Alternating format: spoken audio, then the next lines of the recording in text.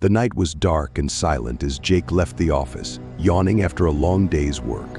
His footsteps echoed off the walls of tall buildings, creating a reverberation in the eerie stillness of the city street. With every step, he felt the city hold its breath, as if anticipating an impending nightmare. Wrapped in his dark jacket, Jake quickened his pace, eager to get home. The solitude of the nocturnal city gave him a sense of an unknown threat, but he tried not to dwell on it. Passing between two blocks, Jake noticed something strange. Ahead of him, in the vacant lot between buildings, a bright light suddenly flared.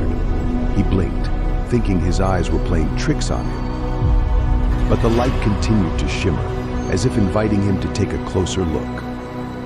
An unseen force drew Jake toward the light. Step by step, he approached the source of the mysterious glow, feeling his heart beat faster. When he got close enough to see what was happening, the light suddenly vanished. Confused and frightened, Jake began to turn back to the street. But then he felt something cold and heavy on his shoulder. He stopped and turned to see what it was. Standing before him was a dark silhouette, bending over him as if watching from the shadows.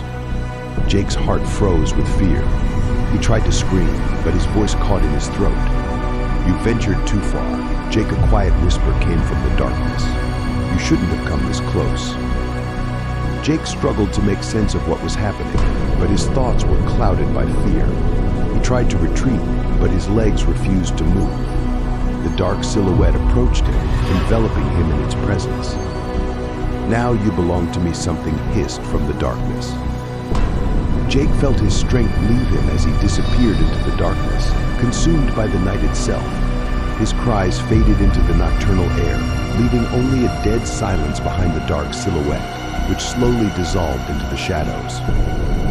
The next morning, in the empty alley between two blocks, only his empty coat was found, swaying in the wind like a lifeless memory of the man who once stood there, now consumed by the city's nighttime nightmare.